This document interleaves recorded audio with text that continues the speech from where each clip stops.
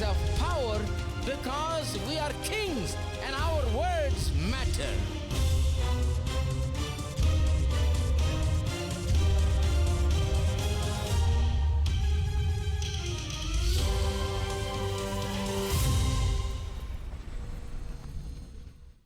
God gave me this body. Yeah, sin has somehow influenced this body. This body is in a sinful condition now, but still, I am now revived. I am a spiritual person. I am in contact with God. I rule and reign over this body. I can bring this body under subjection and make it do what I want it to do.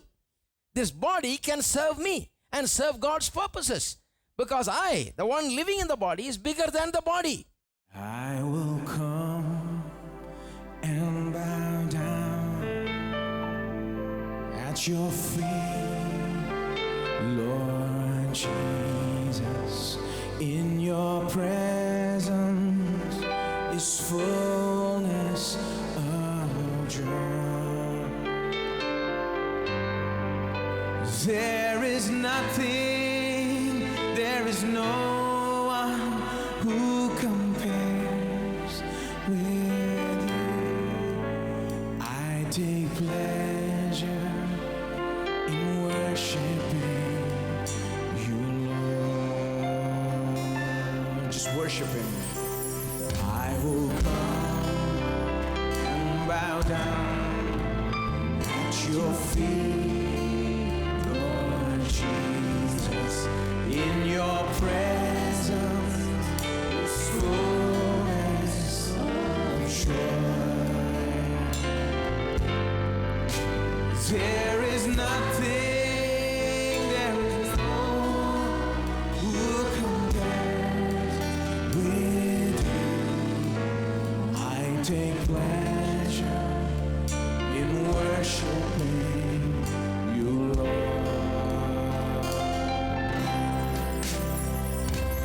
Heaven is your throne, and the earth is your footstool.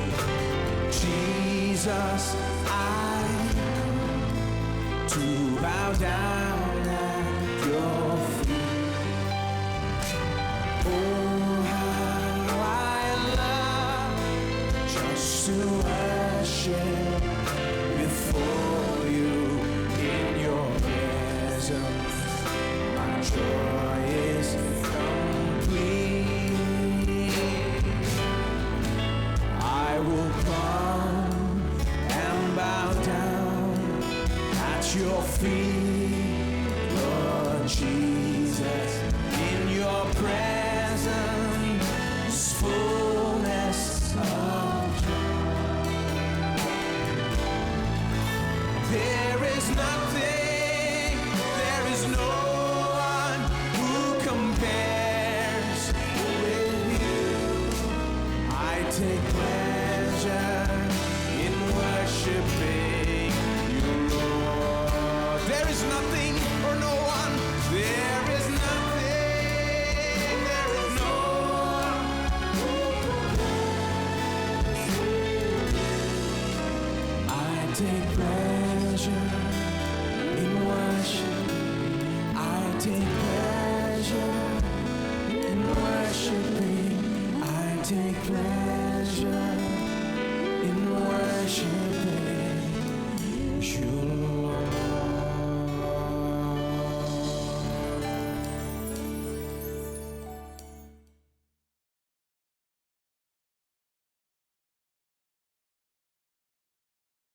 One Corinthians 6:13. You like this verse because you've heard this philosophy. Listen to this. Meat's for the belly and belly for meat. How many of you heard that?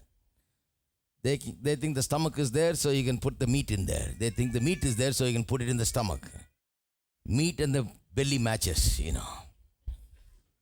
But listen to what God says. But God shall destroy both it and them. What we think is so great is nothing really. God will destroy both, it says. Now the body, now you're going to hear one of the most amazing statements about the body. It will set you free. See, it'll set you free from one thing, the wrong understanding that body is bad. Because the Bible calls it a mortal body or body of sin, we don't mean to say that the body is bad. How can the body that God gave be bad? Who gave the body? I didn't make my body. God made the body and gave it to me. How can I call it a bad body? No. When sin came in, when Adam sinned, this body became a sinful body, a body of sin. The body itself is not bad, but now it's highly influenced by sin, highly dominated by sin, highly drawn by sin. The body itself is not bad. So you should not throw out the whole body. The body is given by God. So get a right understanding, and this will set you free. And listen to this. Body is not for, now the body is not for fornication, but for the Lord. And the Lord for the body. I like that. Everybody say the body is for the Lord and the Lord's for the body. What a different philosophy from meats for the belly and belly for the meats, you see. No. Meat and the belly is only a side issue. The belly is not just there for meats and meat is not there just for the belly. We just have to eat to live, you see. That's all. But that's not the main thing. Why is the body there? So we can eat and fill our stomachs? No, that's not the thing. The body is there because it is there for the Lord. The body is for the Lord. The Lord for the body. In English, it didn't come out powerfully. In Tamil, it came out very powerfully. This morning I was preaching in Tamil. Sariram kattarukke uriyadu. If you say it like that, that means, it literally means this. The body exclusively belongs to God. That's what it means. Kattarukke uriyadu means it only belongs to Him. It cannot be used for anything else. The body is only for the Lord. It is only for His use. And the Lord for the body. That's the way it is actually said. In the English translation, it didn't come out so well. So the body is exclusively the Lord's. That is the highest view of the body that you can read in the Bible. So the body should not be looked upon as an evil thing. The body is should be looked upon as a wonderful tool. God gave me this body. Yeah, sin has somehow influenced this body. This body is in a sinful condition now, but still, I am now revived. I am a spiritual person. I am in contact with God. I rule and reign over this body. I can bring this body under subjection and make it do what I want it to do. This body can serve me and serve God's purposes because I, the one living in the body, is bigger than the body. Hello? And as long as I am in that condition, see, when I was a sinner, I was not in the condition. I was not able to rule and reign. But now I'm saved. I'm in a condition where I can bring the body under subjection. It doesn't have to rule me. I rule it. Therefore, even though it's a body of sin, even though it's in that same fallen condition and it has not been redeemed yet, I can still have this body do the things that are pleasing to God. I can control it and have it do things only that are pleasing to God. Hello? That's what it means. Body is for the Lord and the Lord for the body.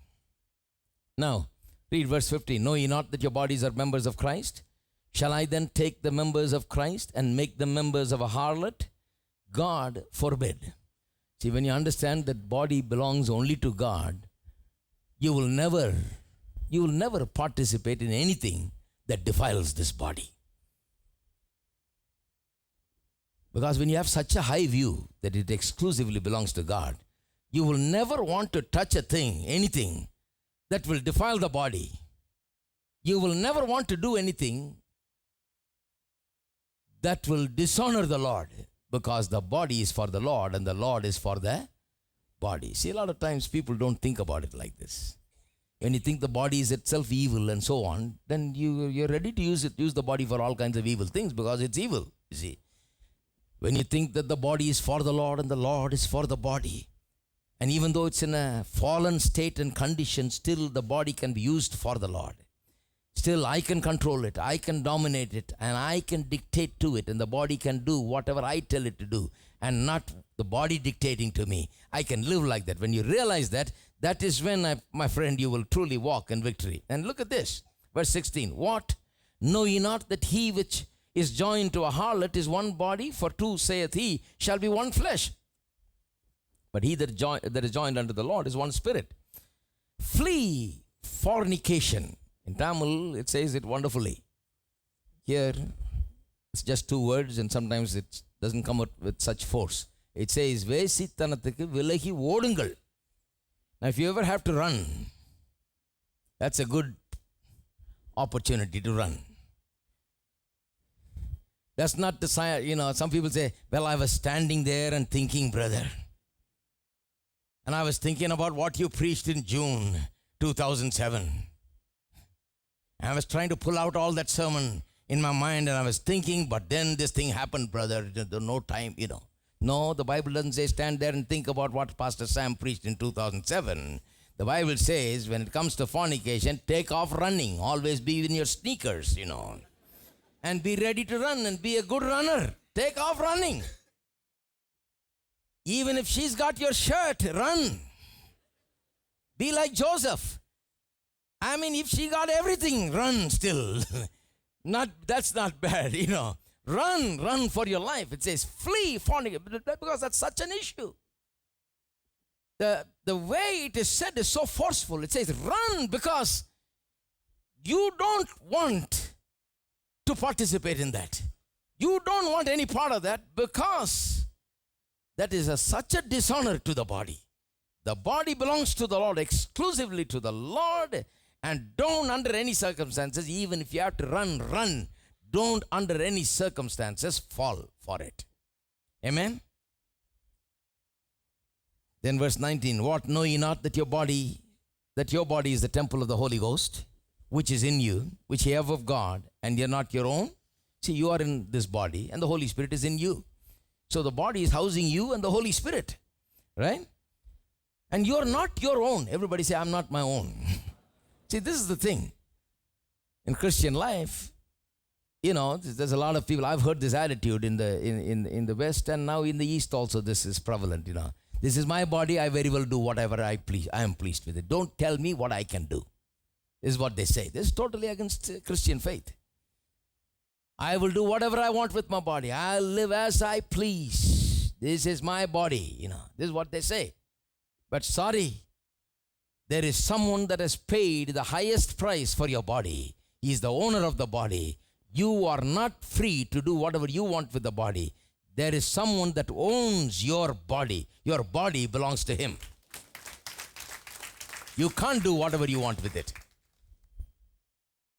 For ye are bought with a price. Therefore glorify God in your body and in your spirit, which are God's. Amen?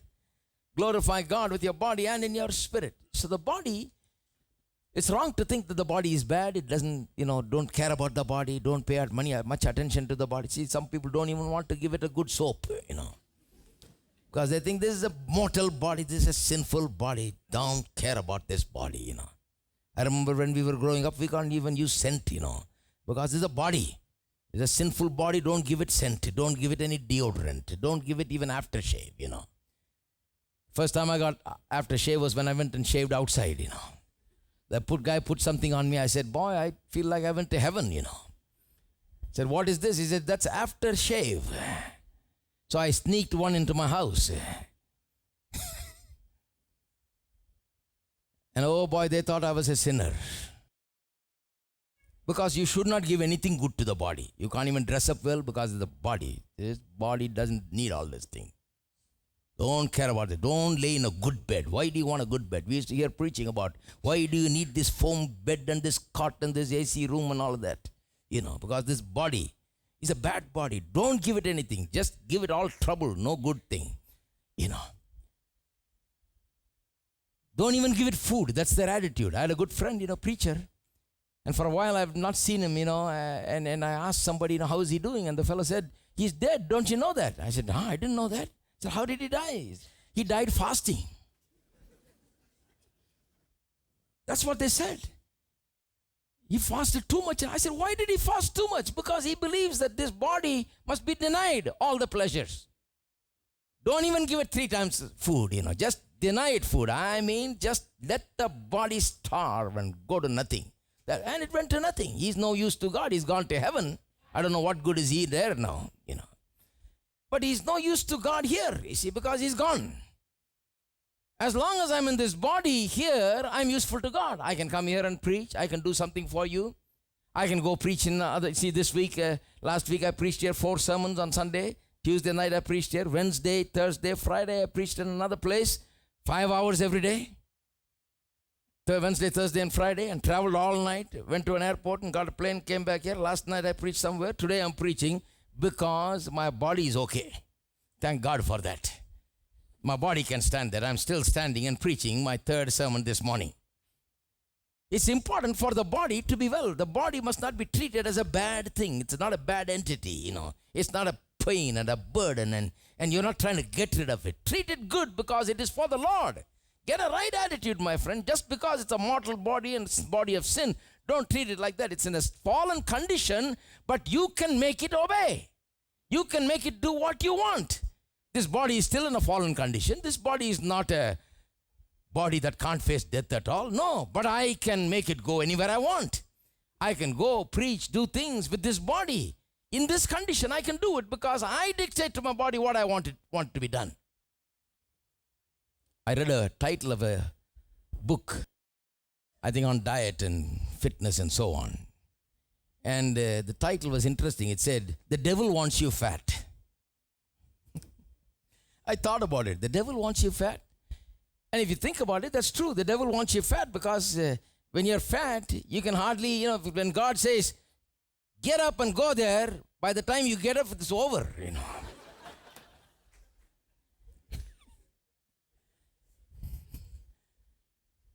Because the body is so big.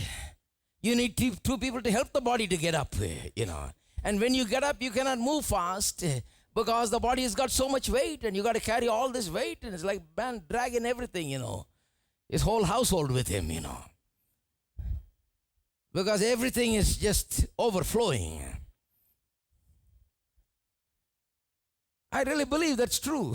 The devil wants you fat because he can keep you pinned down to one place and make you useless, because you'll be breathless and you'll be tired, you'll be worn out, and therefore you can't do much for God, and he's happy if you're fat.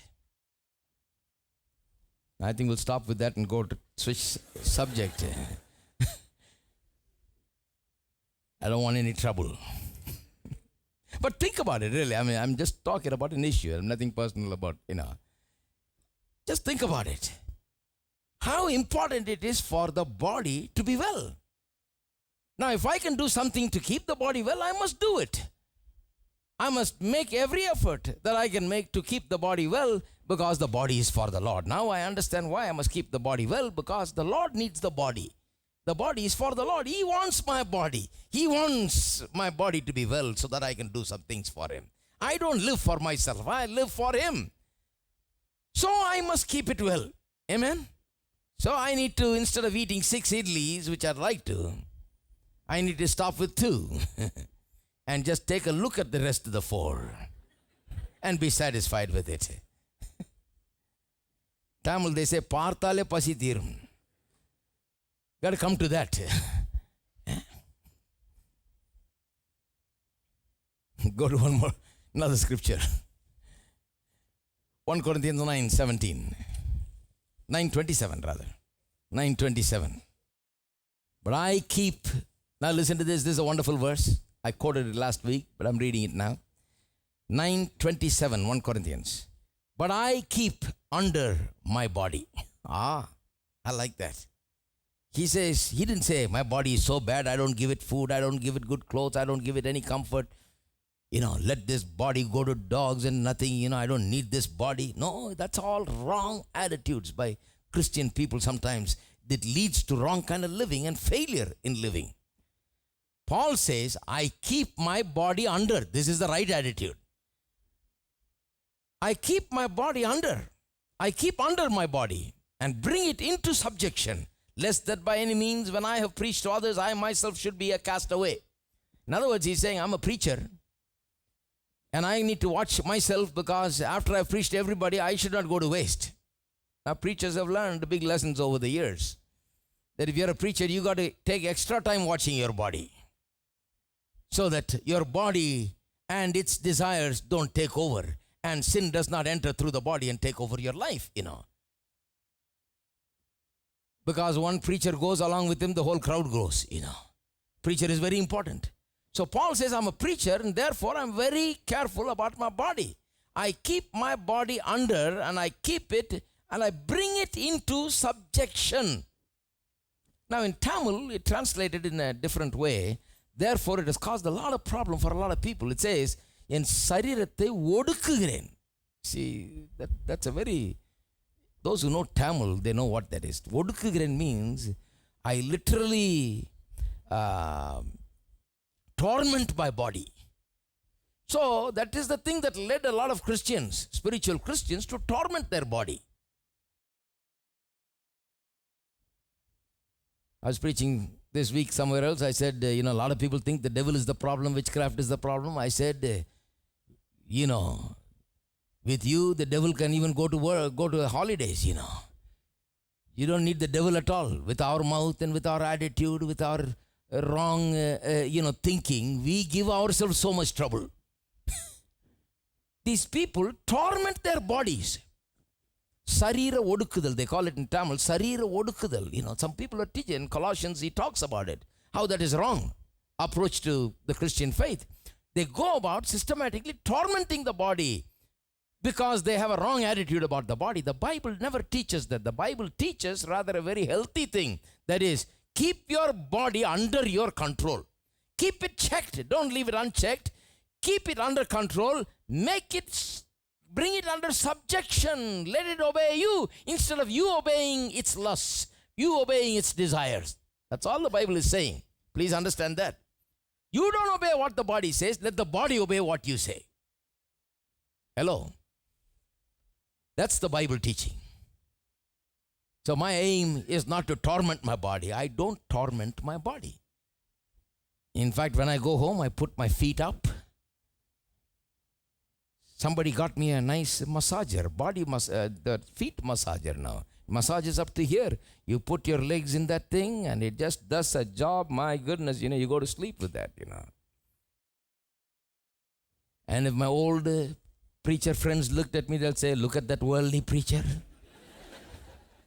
Sitting with that electric massager and the thing is massaging him and he's going to sleep, See, I am not here to torment my body. If I tormented my body and because of that one person can get saved, I will even ready to be killed and give my life if it can save one person, you see. The tormenting of my body cannot result in any good. The keeping of my body under subjection and the keeping of my body under my control, keeping it checked, will result in big results. If I keep it checked, I can go very far. If I torment it, it will soon end. Hello. So they got good food for me today. And I got a good massager. And I got a good place. And I'm not going to torment my body. I'm going to get my body ready for the evening service. Because I told it already, you are preaching tonight, no matter what. Even if you preach 10 times this week, it's all right. You preach today. One more time. Amen? Keep your body under subjection. Keep it under your control. Keep it checked. Don't let sin enter through that and dominate you. If you leave it unchecked, it'll enter and try to dominate you. And that's where you experience failure to sin. It is not because you have to fail to sin. If you have to fail to sin and that is inevitable and you cannot avoid it, then how would Paul say, let not sin therefore reign in your mortal body? He said, don't let it reign. That means you can keep it from reigning in your body. You don't have to let it reign. There's no need for it to reign. You can have absolute victory over sin. That's the meaning of that whole thing.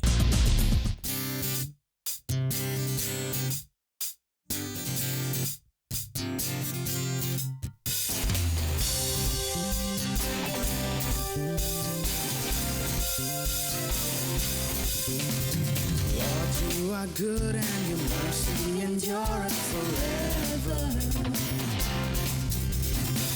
you are good and your mercy endures forever. People from every nation and tongue, from generation to generation, worship you. Hallelujah, hallelujah, we worship you for who you are. We worship you.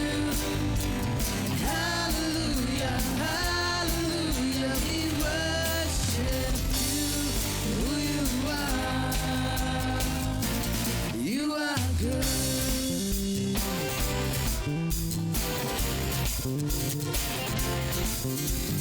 Lord, you are good and your mercy endures forever. Lord, you are good and your mercy endures forever. People from every nation and tongue, from generation to generation, worship you. Hallelujah, hallelujah, we worship you for who you are. We worship you. Hallelujah, hallelujah, we worship you for who you are. You are good. Yes, you are, yes, you are, yes, you are. So good, yeah. Yes, you are, yes, you are, yes, you are. You are good, and all the time, and all the time. You are good, you are good. Everyone, you are good all the time, all the time. All the time, you are good, you are good. And all the time, and all the time. You are good, you are good. And all the time, and all the time. You are good. Everyone keep clapping like this.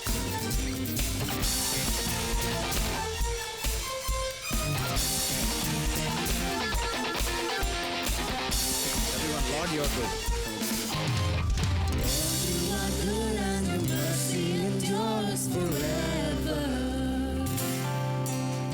Lord, you are good and your mercy endures forever. People from every nation and tongue, from generation to generation, we worship